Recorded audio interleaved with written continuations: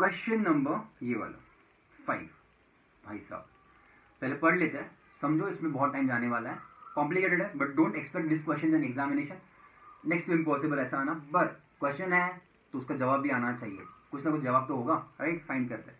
Johnson left ₹1 lakh with the direction मतलब order that it should be divided in such a way that his minor sons Tom, Dick and Harry, जिनका फिलहाल उम्र है, as है 9, 12 and 15 बराबर है, should each receive equally after attaining the age 25 years, मतलब किसका 25 साल होने के बाद खुद के, मतलब मान लो अभी हैरी कितने साल का है, 15 साल का, तो 10 साल के बाद उसको मिलेगा। डिक है 12 साल का, तो 13 साल के बाद उसको मिलेगा। और टॉम है 9 साल का, तो 16 साल के बाद उसको अमाउंट मिलेगा। कितना मिलेगा? Equally, they should receive equally. तो जो बंदा 25 साल की उम्र उसकी हो जाएगी बच्चों, उसको सेम अमाउंट मिलनी चाहिए। मतलब टॉम के हाथ में जो अमाउंट है, डिक के हाथ में जो अमाउंट है और हैरी के हाथ में जो अमाउंट है वो एग्जैक्टली सेम होनी चाहिए when they themselves are 25 years old. Okay, ध्यान रखना। प्रिंसिपल अमाउंट कितना आपको शुरुआत में? 1 लाख रुपए, 1 lakh rupees. The rate of interest दिया है तुमको 3.5%। हाउ मच, मतलब वो अमाउंट कितना है जो हर एक को मिलेगा। ऑब्वियसली अभी समझ गया, तीनों के हाथ में सेम अमाउंट होगा जब वो खुद 25 साल के होंगे। और आपको शुरुआत अभी तो 1 लाख डाल दिया है डिपॉजिट में, जितना भी है आपको 3.5% मिल रहा है इंटरेस्ट। Okay clear? यस। चलो, जहां पे दिया नहीं इंटरेस्ट है, सिंपल इंटरेस्ट और कंपाउंड इंटरेस्ट, हमेशा मानना उसको compound interest. We have to assume that. चलो लेट अस सॉल्व दिस। और लाइक आई एम सेइंग, इसको बहुत टाइम लगने वाला है, तो थोड़ा सा पेशेंस रखो, थोड़ा सा पेशेंस रखो। सो ₹1 लाख है बराबर, जो देने हैं तुमको इक्वली सब में, टॉम के हाथ में, Dick and then Harry. Okay Delia, ध्यान देना। अभी फिलहाल उनकी उम्र क्या थी? 9, करेक्ट नो? 9, 12 एंड 15, सही बात है। रेट ऑफ इंटरेस्ट कितना चल रहा है आपका? 3.5% है पर एनम, और हम लोग उसको मानेंगे कंपाउंड इंटरेस्ट। दिया नहीं है तो हम लोग उसको मानेंगे कंपाउंड इंटरेस्ट। ओके, प्रैक्टिकली जिंदगी में कंपाउंड इंटरेस्ट ही चलता है भाई। ओके, आप इंटरेस्ट के ऊपर इंटरेस्ट ही कमाते हो एक्चुअली, अगर आप डिपॉजिट रखोगे तो। एनीवेज, हुआ तो पहला मेरे को तुम बता सकते हो एटलीस्ट इतना कि पहला सबसे हाथ में किसके अमाउंट आएगा? हैरी के हाथ में आएगा, बाद में डिक के हाथ में, और देन बाद में टॉम के हाथ में आने वाला है। Fine clear? Can you tell me कि हैरी को कितने साल के बाद अमाउंट मिलेगा? पहली बात, सबसे पहले हैरी को मिला क्योंकि सबसे वो बड़ा था, तो सबसे पहले 25 साल वो खत्म करेगा, सिंपल है। तो उसको कितने साल के बाद अमाउंट मिलेगा बच्चों? जब वो 25 का होगा, मतलब कितने सालों के बाद? 10 साल के बाद। तो पहले जो हम लोग अमाउंट निकालेंगे, वो पहली अमाउंट हम निकालेंगे 10 साल के बाद। तो ये बंदा हुआ 25 का, तो सिर्फ हैरी थोड़ी बड़ा 10 साल के लिए, 10 साल के लिए तो डिक भी तो बड़ा, तब वो हुआ है 22 साल का, करेक्ट है। और जब हैरी 10 साल से बड़ा, डिक भी 10 साल से बड़ा है, तो टॉम तो बेचारा क्यों पीछे रहेगा? वो भी 10 साल से बढ़ रहा है, पर वो सबसे पीछे है राइज में, तो 19 है, बराबर है। तो तुमको फिलहाल ध्यान देना है कि पहले इंटरेस्ट हम लोग कैलकुलेट करेंगे 10 साल के लिए, फिर जितना बैलेंस बचेगा, फिर अगला हकदार कौन है? डिक है। अब डिक तभी 22 साल का था when Harry was already 25 years. तो अगला जब हम लोग हिस्सा निकालेंगे उसके लिए हम लोग कितना आगे साल जाना पड़ेगा? तो इसमें तो हैरी आउट ऑफ पिक्चर हो गया, डिक को और प्लस 3 साल जाना पड़ेगा, तो उसके साथ टॉम को भी तो जाना पड़ेगा, करेक्ट है। तो 3 साल मतलब यहाँ पे फिर डिक हो जाएगा 25 साल का जब वो अमाउंट विड्रॉ करेगा। मतलब अगला हम लोग इंटरेस्ट कैलकुलेट करेंगे फॉर 3 इयर्स। ओके, खास जो हमारा पहला बैलेंस बचा हुआ है। अब ये 3 साल के बाद भाई टॉम कितना हुआ? 19 + 3 इज 22 साल का है फिलहाल तो वो। और फिर जो लास्ट अमाउंट निकलेगा, मतलब बचा को जो भी रहेगा विद इंटरेस्ट, उसमें लिए फिर से हम लोग जाएंगे +3 इयर्स, क्योंकि अब तक तो हैरी और डिक का तो अमाउंट निकल चुका है। So this you have to understand कि भाई हमको इंटरेस्ट कैलकुलेट करना पड़ेगा 3 बार, पहले 10 साल के लिए, फिर 3 साल के लिए, और फिर अलग से 3 साल के लिए। ओके, चलो सॉल्व करते हैं इसको। ओके, उतना तुम समझदार तो हो ही है तुम लोग। मुझको बताओ अमाउंट का फॉर्मूला क्या होता है कंपाउंड इंटरेस्ट के लिए? A = (1 + r⁴n) बराबर है। कंपाउंडिंग मान लो 1 इन अ ईयर है, तो उसमें टेंशन मत लो। अभी मैं बाकी नंबर तो वैसे डाल नहीं रहा हूं, पर प्रिंसिपल होता है। मतलब एक पहली बात बहुत इंपॉर्टेंटली समझो भाई लोग, ये प्रिंसिपल इनटू इंटरेस्ट कुछ ना कुछ है। मतलब ओके, ये तुम्हारा इंटरेस्ट वाला फैक्टर ही है, ओके, कि वो आगे जाके बढ़ने वाला है। ओके, तो principal into your rate of interest का फैक्टर ये तुम्हारा बनेगा अमाउंट। इतना तो बेसिक है। प्रिंसिपल फिलहाल तो मैं उसको एज इट इज ही रख रहा हूँ। रेट ऑफ इंटरेस्ट क्या था आपका? 3.5। So 3.5 upon 100 is 0.035। Okay, so 1.035, ये सिंपल है आपका, करेक्ट है। And then to the power of n, मतलब ये क्या हुआ p into 1.035 to the power of n। अब इसको अच्छे से समझना भाई, ओके, इसको अच्छे से समझना। ये तो मतलब हमेशा हमारा ये तो बिल्कुल भी चेंज नहीं होगा, 1.035 बिल्कुल भी चेंज नहीं होगा। अब ये जो स्मॉल n है ना बच्चों, ये शायद बार बार चेंज होता जाएगा। ये देखना, ये जो स्मॉल n है तुम्हारा, ये चेंज हो सकता है। क्यों? पहले 10 साल के लिए था, फिर 3 साल के लिए और फिर 3 साल के लिए, पर रेट ऑफ इंटरेस्ट तो नहीं चेंज हो रहा है ना, तो इंटरेस्ट वाला जो फैक्टर है 1.035 ही रहेगा। ओके, अब बताओ, अब तुम्हारे पास सामने 1 लाख रुपए है, तो पहला विड्रॉल कब होगा? 10 साल के बाद। मतलब तो वो जो 1 लाख रुपए थे, मान लो उसको हम लोग अभी अमाउंट नहीं लिखेंगे, उसको एकदम आखिर में लिखेंगे। तो प्रिंसिपल जो था 1 लाख, तो वो इंटरेस्ट पहले कितने साल के लिए अर्न करेगा? 10 साल के लिए, विदाउट एनी विड्रॉल। कोई विड्रॉ नहीं कर सकता 10 साल तक, तो एटलीस्ट है कि नहीं? तो 1 लाख के ऊपर 10 साल का इंटरेस्ट, समझ रहे हो? तो पहले हम लोग निकालेंगे amount at the end of, तो मैं यहाँ पे लिख रहा हूँ फर्स्ट वन, मतलब तुम्हारा ये इसके लिए, हैरी के लिए। ओके, ध्यान देना अभी, amount at the end of third year, principal तो वैसा ही अपना भाई, and into rate of interest क्या है अपना? 1.035 है ना? अरे हाँ या ना, 1.035 बराबर टू द पावर ऑफ 10, 10 साल के लिए। इसको मैं सिंपल में लिखूंगा, ध्यान देना, P इंटू आई। मैं इसको अभी आई कंसिडर कर रहा हूँ, ध्यान देना, मैं इसको अभी आई कंसिडर कर रहा हूँ। इंटरेस्ट का वो फैक्टर मान लो, कुछ ना कुछ कैलकुलेशन है, फैक्टर मान लो, ठीक है? ये कितने साल के लिए बच्चों? 10 साल के लिए है। और you can say to the ऊपर लिखना तो ऊपर लिखो भाई, कोई प्रॉब्लम नहीं है। जो इंटरेस्ट का जो फैक्टर है 1.035 जो है ना, आई टू द पावर ऑफ 10 है, हाँ या ना? ये तुम्हारा हो गया amount at the end of 10 years. अरे हाँ या ना? ठीक है, तो लिखो चलो, देयरफॉर अमाउंट, अमाउंट समझता है ना, principal plus interest, amount at end of, amount at end of कितना? 10 years equals to P into i to the power of 10। वो i to the power of 10, समझ रहे हो? अब जो हैरी को अमाउंट मिलेगा हमको, उसको ऑब्वियसली वो मेन आंसर है, तो उसको हम लोग फिलहाल मान लेते हैं, let Harry withdraw, withdraw otherwise you can say receive, okay, withdraw या फिर रिसीव ₹X फ्रॉम, किसमें से बच्चों? From amount which is available at year 10, है ना? कौन है अमाउंट अवेलेबल एट ईयर 10 बच्चों? P into 10 to the power, P into i to the power of 10, समझा कि नहीं? उसमें से मिलेगा, उसमें से मिलेगा, उसने हैरी का अपना हिस्सा लिया और भाग गया, चला गया, हाँ या ना? अब जो बच्चा कुचा है वो तुम्हारा रहेगा टॉम और डिक के लिए, जिसके ऊपर हम लोग इंटरेस्ट अलग से कैलकुलेट करने वाले हैं। तो ये जो है amount at the end of 10 years, वो ऐसे ही रहेगा कि नहीं? उसमें से घटेगा, उसमें से रिड्यूस होगा किसका? हैरी का हिस्सा, जिसको हम लोग मान रहे हैं x। ओके, समझा कि नहीं?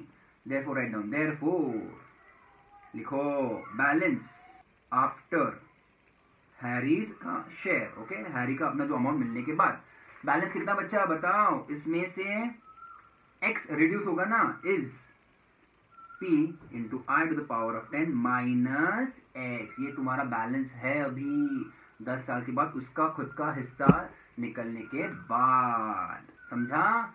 अभी इसके, अभी ध्यान देना, अभी ये अमाउंट के ऊपर इंटरेस्ट कैलकुलेट होगा कितने सालों के लिए? अगला विड्रॉल कब है? अभी 3 साल के बाद है ना?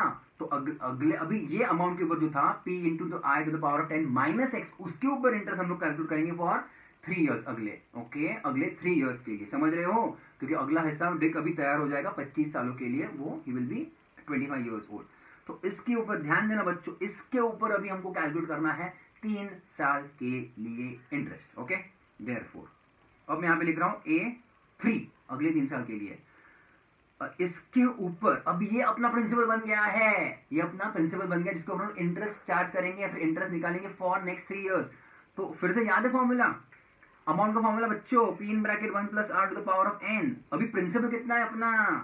P into i to the power of 10 minus x, please भूलना मत, यहाँ पे आ रहा है। ओके, इंटू, मैंने तुमको ये सब पहले करके दिखाया था, आई हम लोग उसको बस आई लिखेंगे, आई तुम्हारा वैल्यू 1.035 वो मतलब बाद में लेने वाले, बट हम लोग उसको बस कंसिडर करेंगे आई। अभी i to the power of कितना लेंगे हम लोग? 3, क्योंकि 3 साल के लिए कर रहे हैं, समझा कि नहीं? Into i to the power of 3, ये तुम्हारा बन गया amount at the end of 13th year as such, 10 plus 3 13th year, जहां पे अभी इसमें से डिक अपना हिस्सा निकाल के जाएगा। कितना लिया हम लोगों ने? उसको भी x लिया है, क्योंकि तीनों के अमाउंट x ही है ना, सेम तो है, करेक्ट? लिखो देयरफॉर डिक विल रिसीव, या फिर क्या बोलेंगे हम लोग? विड्रॉ, उसका भी तो शेयर x ही लेंगे हम लोग, withdraw his share of ₹, x from the above. समझा कि नहीं? समझ रहे हो ना? देयरफॉर बैलेंस आफ्टर विड्रॉल, समझा?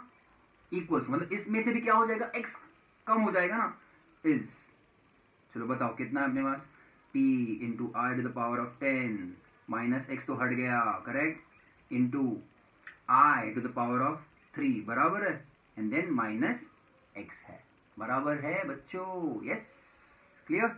अब ये बैलेंस बचा। अभी इसके भी ऊपर हम लोग और अगले 3 साल के लिए इंटरेस्ट कैलकुलेट करेंगे, क्योंकि अगले 3 साल में कौन 25 का हो जाएगा, घोड़ा टॉम हो जाएगा, जो भी 22 साल का था 3 साल के बाद हो जाएगा 25 का, और उसको जो मिलेगा वो आखिर अमाउंट है ना, उसको जो मिलेगा वो आखिरी अमाउंट है विद इंटरेस्ट। ये अमाउंट डिक का शेयर और हैरी का शेयर सेम था, याद आ रहा है? ठीक है, पर अभी और 3 साल आगे जाना तो इंटरेस्ट तो कैलकुलेट करना पड़ेगा। यस, चलो निकलो आगे। देयरफॉर फॉर हैरी, अभी ये जो बैलेंस है ना उसके ऊपर हम लोग करेंगे interest calculate for 3 year. Therefore for Harry amount after 3 year, amount after 3 years मतलब अगले 3 साल, ओके, अगले 3 साल। पता है ना अमाउंट का formula? So A equals to P in bracket 1 plus R to the power of n. ये 1 plus R to the power of n को हम लोग मान रहे हैं आई, याद आ रहा है? अभी प्रिंसिपल कितना अपना बचा हुआ जो बैलेंस है ये अपना प्रिंसिपल है, ओके। चलो डरो मत यार, मैंने तुमको स्टार्टिंग में बोला था, ये बड़ा क्वेश्चन था ना, अब ध्यान देना। सो क्या क्या है अपने पास, p into i to the power of 10 minus x, okay, into i to the power of 3 minus x, बराबर है। इसके ऊपर हम लोग क्या करेंगे, ये याद है ना, इसको हम लोग कन्वर्ट करेंगे into i to the power of n। I हम लोग आई यहाँ पे लिखेंगे, बराबर है। और कितने सालों के लिए? 3 सालों के लिए, यस, 3 सालों के लिए। This will be the amount at the end of next 3rd year. समझ रहे हो? अब ये जो अमाउंट है ना, ये ऐसे के ऐसे डायरेक्ट बैलेंस दे दिया किसको, टॉम को, हाँ या ना? तो that is his amount, his share, मतलब क्या, एक्स। मतलब बच्चों ये क्या हो गया, this is equals to x, okay, this is x, because वो उसको जितना मिलेगा वो आखिर बैलेंस है और तीनों के अमाउंट सेम है। समझा के नहीं? ओके, देयरफॉर ध्यान देना।